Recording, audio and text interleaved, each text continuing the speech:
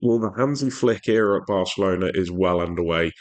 3 wins out of three, 3-2-1 wins, the latest coming against Rayo Vallecano at their stadium on a Tuesday night.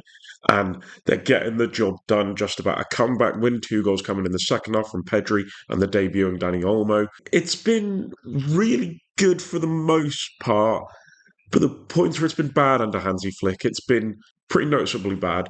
And I would say the difference between the on the ball shape and the off the ball shape is huge. On the ball, I think they're immaculate. I think it's everything about what a Barcelona team should be. Fantastic quality with their short passing, the way they build up, the way they attack with numbers in the tight areas and the little pockets and the movement around it is phenomenal. Eye catching, high quality, and entertaining. Off the ball, I think there's a few too many players not doing enough, and I think there's too much space being given away in certain areas that makes them vulnerable. And when they come against a team at the top level in the Champions League or in La Liga, it'll be interesting to see how much punishment they get as a result of that tactic. But first, as always, on the ball. Barca's build-up shape would very quickly turn into a sort of 3-2-4-1 as Martin or Balde, whoever plays left-back, moves quickly up into this left-hand side, creating the width there. As Ferran Torres moves into the centre and becomes a left-sided 10 with Rafinha as the right-sided 10 in behind Lewandowski. Yamal already pushing up wide. Pedri and Bernal showing for the ball in these deeper areas. Martinez and Kovacic can split and become wide, and that can contribute to Bernal usually filling in these places deep, or as we see a lot, to Stegen moving up here and getting on the ball and using his fantastic passing ability to find angles that get created, which also pushes Kunde up a little bit further and produces a bit more of a split situation with the centre backs, as I was just saying. Kabasi can take up a natural wider position, and it means Yamal can move inside with Rafinha dropping in a little bit more and can make it a front three with a midfield three, as Rafinha has a little bit more license to go and create angles and create overloads to help progress the ball. And they're capable of playing it short, they're capable of playing it long. Into Stegen and Kabasi, they have fantastic long range passes to get the ball up the field quickly. Kabasi, especially, his long range passing from deep to get the ball up the field is phenomenal. Let's just say if the defensive Shane moves across here and Martin is making that overlap and run, he will be able to find him no worries with a long diagonal switch.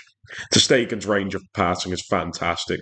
Chipped ball to the fullback. Let's say if Garcia was to get pulled in here, he'd find this pass easy, allowing Kunde to move forward with the ball and connecting with Yamal. But of course, this is Barcelona. They play up through their short passing. Bernal has shown a level of quality to get on the ball, play through the thirds, play under pressure and progress it to his teammates. Pedri, we know how good he is. And real unfortunate to that Bernal that he's got a near season ending injury after looking fantastic in the first few games. 17-year-old looked like Barca had maybe found their long-term solution to the holding midfield position, and to see it end so abruptly when he's just having his moment in the sun is really unfortunate for him. Wish him all the best in a speedy recovery. And there is a massive level of positional fluidity with this Barca team in terms of how they will manipulate their own shape and move it around a team to create openings. So you'll see Rafinha sometimes dropping into this position here to receive the ball from Ter Stegen if the player's gone to press. And as a result, then that leaves space in the forward areas. Ferran Torres can come across or allow Pedri to move into this position. You'll also get maybe Kunde coming in a bit more narrow if Yamal makes a movement to play for the ball out wide. So as I said, flexible. They'll try and manipulate an opponent's shape to create openings, and they have such good understanding of the tactic already that it never feels like a player's out of place when they look to move. You know, they're always taking up positions in relation to their teammates and in relation to where they can be found with the passes from their deeper teammates. And this would cause Barcelona to get up the field more. And what would be the shape when they had Vallecano on the edge of their own box? It would be this. And the Barca shape would look like this. It would be a 3-1-5-1 with Bernal moving into the defensive line, Pedri in the middle of the defence in the midfield, Rafinha playing in behind Lewandowski, Torres and Yamal inverting to flank him in the half spaces in the wide 10 positions, and the fullbacks pushing up, creating the width. Again, still retaining the level of fluidity.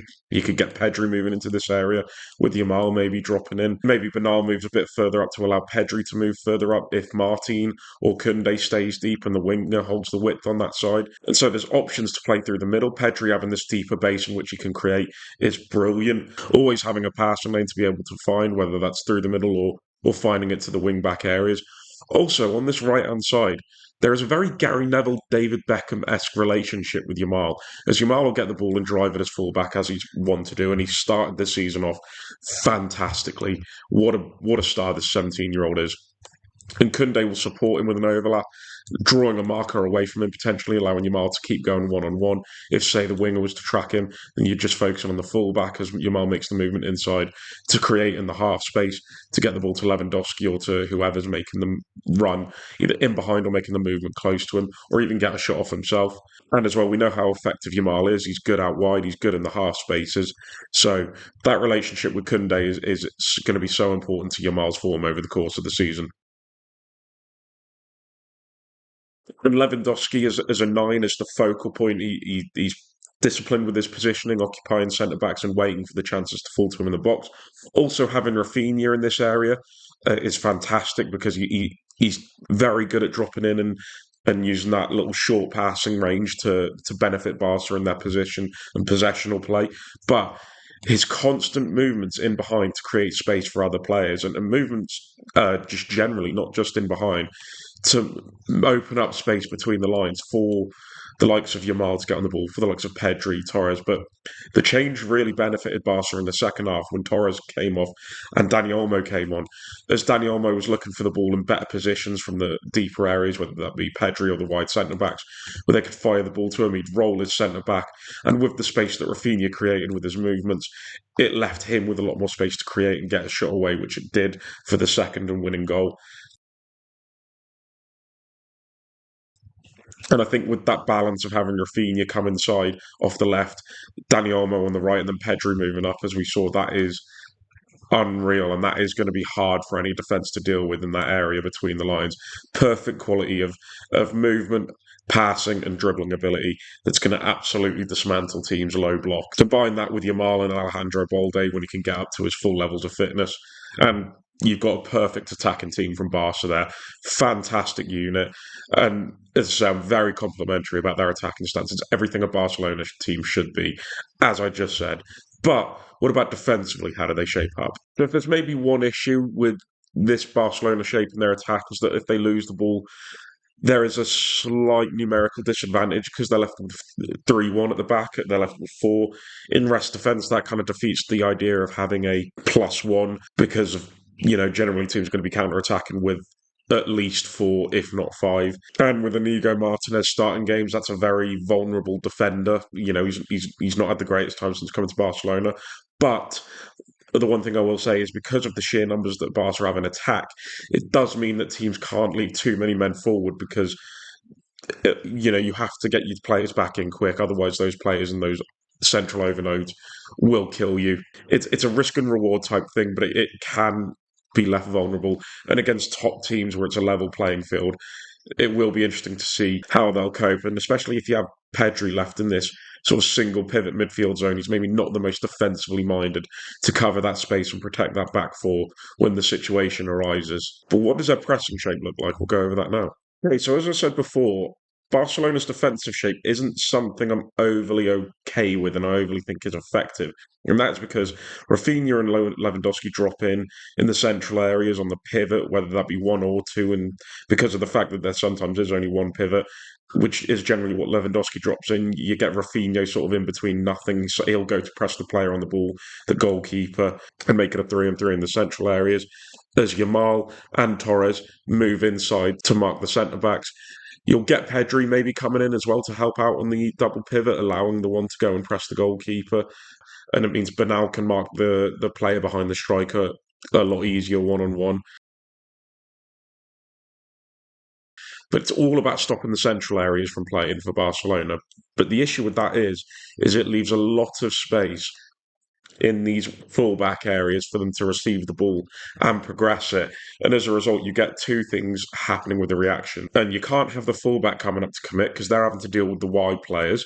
So the protection's got to come from either Bernal coming across here from this area, or Pedri if it's on the other side, or Ferran Torres or Yamal coming in to back it up as well. But it's reactionary. There's a lot of ground to cover, and the fullback has a lot of time and space to take the ball under control and progress it forward. And if you're dealing with a technical equality fullback that you will be dealing with in Europe, giving them that type of space and time on the ball is going to be almost suicidal. Like imagine Trent Alexander-Arnold or Joshua Kimmich getting that type of allowance, or even Rico Lewis, the senior form he's had. That is going to cost them, and that's going to make them concede possession. And when they get pushed back, Barcelona, it sort of remains the same. There's a massive disconnect between the back six and the front four. As the front four don't drop in quick enough, so at points Barca are left with defending deeper areas with the back six, and there's the possibility for wide overloads with the fullback overlap in the wide area. Barca's fullback can't commit and press one while watching the other. They're in between two. With Pedri and Bernal as the two midfielders, you're going to get overloaded in these areas potentially, and it's just not great. And that's kind of where the first goal for Rayo Vallecano, or their only goal, came from, was these overloads in these areas, and struggle with being isolated in certain areas because you just don't get the recovery consistently from these four. They'll remain high up the pitch, and they sort of retain their shape where they're more focused on the central areas higher up, as opposed to covering fullback overlaps and wide overloads in general. You get the occasional bit of tracking back. Sometimes Yamal will drop in, sometimes Rafinha might, but it's very infrequent, and as a result, that midfield two gets left very vulnerable at points, and that back four can't engage to commit because they're going to leave space. So that's something he needs to work on off the ball, getting done in. Whether that's tactical, I mean, the pressing phase is tactical, and whether in these deeper areas it's down to the players not doing their defensive jobs well enough, who knows? But that's something that's going to have to be tweaked and adapt going forward. And I'm sure he will because he's a top quality coach. But I'd love to know what you guys think. Cheers for watching, lads. In a bit.